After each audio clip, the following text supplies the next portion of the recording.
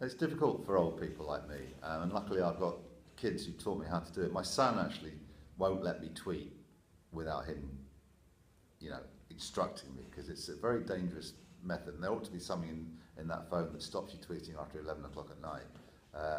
But it's very useful. I've just discovered there's that lightning thing on it. So if anything's happening, you press that and you get, with the Dubai hotel went up a couple of months ago in flames, and the BBC were behind, everybody was behind. Press that lightning thing, you've got guys who are on the ground with video, so that's terrific. And if you want something first, you go to Twitter.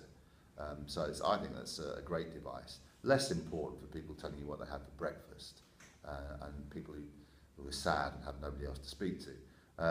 Facebook, again, that's a great way of getting a message across and learning stuff, apart from, little proverbs and sayings that are dull.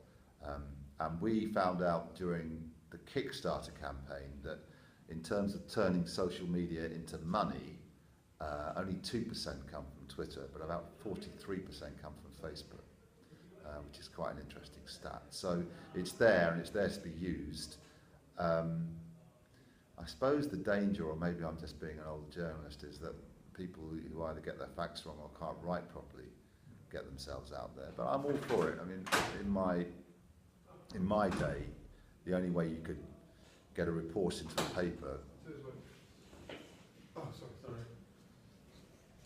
The only way you could get your work published was by working for a paper, so it was a very difficult thing to do. Now you can start a blog on WordPress and get on with it. So I think in terms of learning your stuff, it's a great device.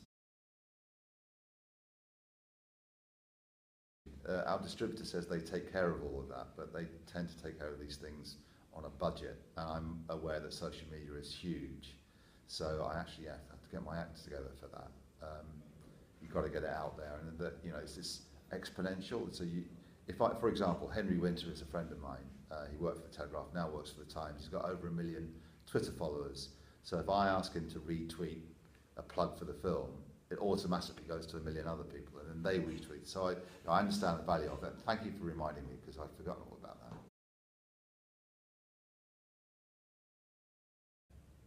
My first tip would be to ask your name, and then I just slip in, well, you're right, Coral, because you automatically think, whoa, he knows me, or he knows more, maybe he's met me before.